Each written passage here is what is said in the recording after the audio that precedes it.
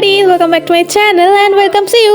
তো আজকে হচ্ছে অক্ষয় তৃতীয়া আর সকাল সকাল হচ্ছে আমাদের বাড়ি পুজো, তাই জন্য মা বললো যে একটু হেল্প করে দিয়েছিলাম মাকে। আর পদ্মফুলগুলো দেখো কি সুন্দর না, পিঙ্ক কালারটা বেশি সুন্দর লাগছিল আমার। আমি পদ্মফুলগুলো এখানে কাটছিলাম, এই তোমাদের দেখালাম, মানে না কাটলে তো ঝুড়ির মধ্যে রাখা যাচ্ছিল না, আর পুজোতেও ঠিকঠাকভাবে দেওয়া যাবে না, তাই পদ্মফুলগুলোকে আমি কেটে নিয়েছিলাম।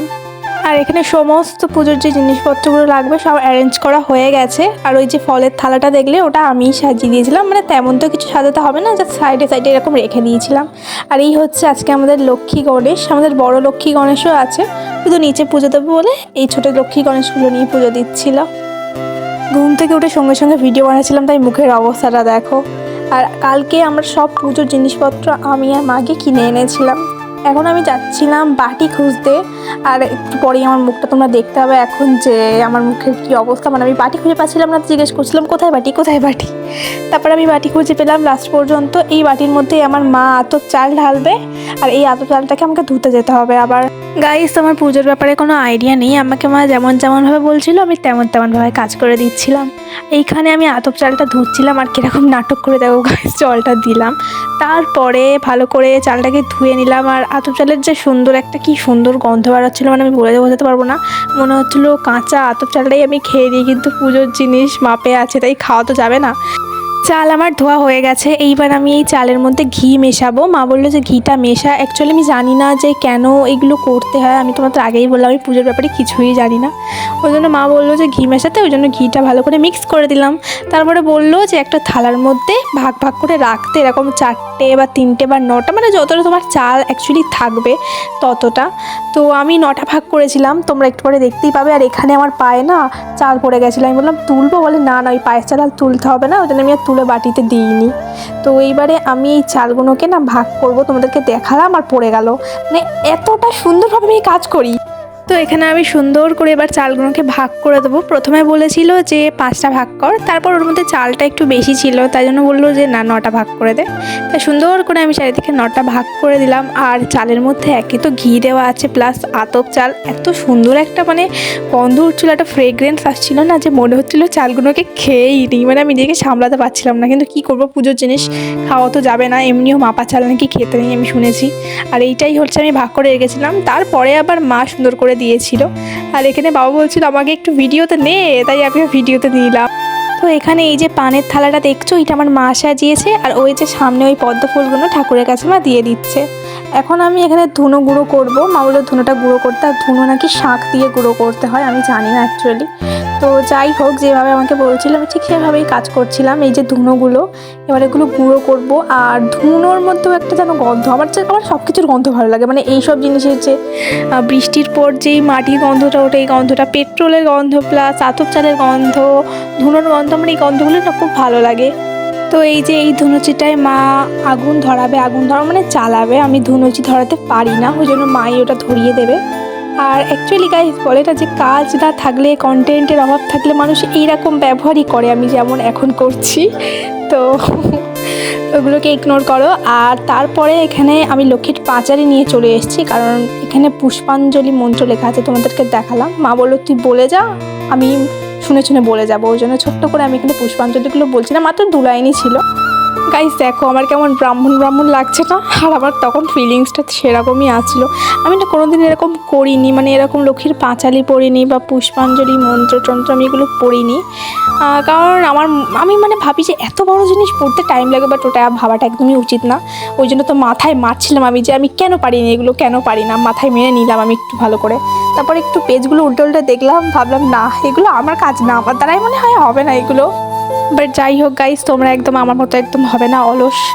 তারপরে আমি পাঁচালিটাকে রেখে দিলাম আর হাতটা দেখাচ্ছিলাম, কারণ তখন সেই আমি ঘি ইউজ করেছিলাম, আর যখন ধুনো ভেঙেছিলাম না, দুটো একদম হাতে মিক্স হয়ে গেছে, মানে হাত থেকে যেতেই চাইছে না যতই জলে ভেজাই।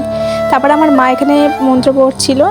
আর এইবারে আমি প্রদীপ জ্বালাবো, আর মা বললো প্রদীপগুলো জ্বালিয়ে দিতে, তাই জন্য। আর এইটা হচ্ছে অন্য ধরনের বলতে মানে ওই কাপড়ের বলতে না, এগুলো অ্যাকচুয়ালি মনে হয় তুলোর বলতে কি বলে আমি জানি না, ঠিক আছে। এগুলো খুব ভালো লাগে, মানে যাই বলো কাপড়ের বলতে থেকে আমার এই বলতেগুলো বেশি ভালো লাগে।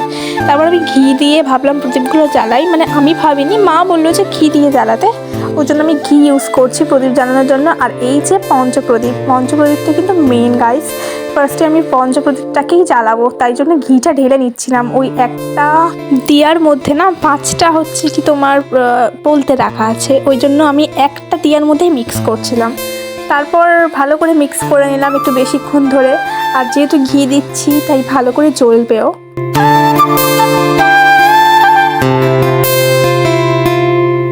এবার আমি পঞ্চপ্রদীপটা নিয়ে দিয়েছি। আর একটা কথা কি জানো গাইস, আগে যখন ছোটোবেলায় মা পঞ্চপ্রদীপ জ্বালাতো না, আমি শুধু বারবার যেতাম আর প্রদীপ থেকে তাপ নিয়ে মাথায় ছোঁয়াতাম, মানে গায়ে হাত পায়ে ছোঁয়াতাম। তোমরাও কি আমার মতো এরকম করতে? মানে আমার খুব ভালো লাগতো ওই কাজটা করতে। মানে ছোটো ছোটো প্রদীপ জ্বলতো না চারদিকে 5টা, তো ওই জন্য আমার মানে খুব ভালো লাগতো এই কাজটা করতে। আর এখন আমি দেখছিলাম আর আমার বারবার মনে পড়ে যাচ্ছিল। যাই হোক, এখানে আমি প্রদীপগুলো দিয়ে দিয়েছি ওর মধ্যে। এবার আমি হালকা করে ঘি ঢেলে নেব। আর এইবারে ওই প্রদীপটা মা জ্বালাবে, মানে এখন জ্বালাবে না, একটু পরে জ্বালাবে। এবার আমি যেই ছোটো ছোটো দিয়াগুলো আছে না, ওই দিয়াগুলোকে আমি ভালো করে ঘি দিয়ে ভালো করে ওই পোলতেগুলোকে মিক্স করে নেবো, কারণ ছোটো ছোটো দিয়াও আমাদের প্রয়োজন আছে পুজোর মধ্যে।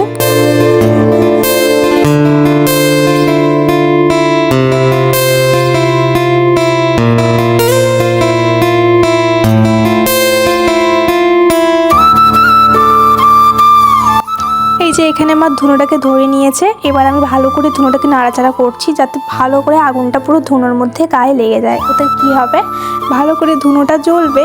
আর ধুনোর গন্ধ তো আমার মানে বেস্ট লাগে, মানে যেই ধুনুচির মধ্যে যে ধুনো দেওয়ার পর যে গন্ধটা আসে, ওই গন্ধটা খুব সুন্দর লাগে। আর ধুনো দিচ্ছি, কাশবো না, এখানে কেশে নিলাম আমি ছোট্ট করে।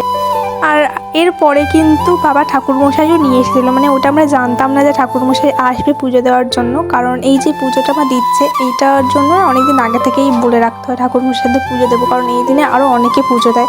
তো আমরা তেমন কোনো ঠাকুরমশাই পাইনি, ওই জন্য মা ভাবলো যে না, নিজেই করবে। কিন্তু লাস্ট পর্যন্ত বাবা দেখি হঠাৎ একটা ঠাকুরমশাইকে এনেছিল, ওই ক্লিপগুলো আমার নেওয়া হয়নি। কিন্তু যাই হোক, দুবার পুজো হয়ে গেছে, তো ঠাকুরমশাই বললো যে না, ওতে কোনো প্রবলেম হবে না, পুজো দেওয়া নিয়ে কথা, আমি একটু ভালো করেই আরও দিয়ে দেবো। আর এখানে আমি ধুনুচির মধ্যে বারবার ধুনো দিচ্ছিলাম, যাতে আরও একটু ভালো করে ধোঁয়াটা বেরোয় আর ভালো ফ্রেগরেন্স হয়, ওই কারণে। তারপর পঞ্চপ্রদীপটাকেও তোমাদের দেখিয়ে দিলাম, মা জ্বালিয়ে দিয়েছিল পঞ্চপ্রদীপটাও।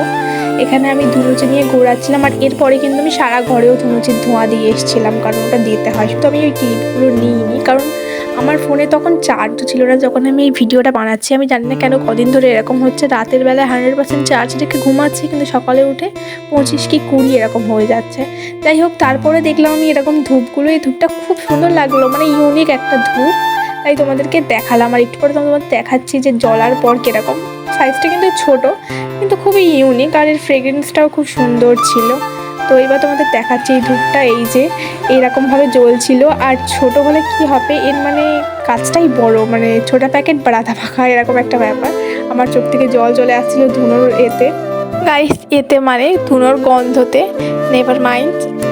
এখানে আমি সুন্দর করে চারিদিকে ধুনোটাকে ছড়িয়ে দিচ্ছিলাম। আর ধুনোটাকে যত তুমি হাত দিয়ে নাড়াচাড়া করবে, তত মানে ছড়িয়ে যাবে ধুনোর যেই ভিতরের আগুনটা।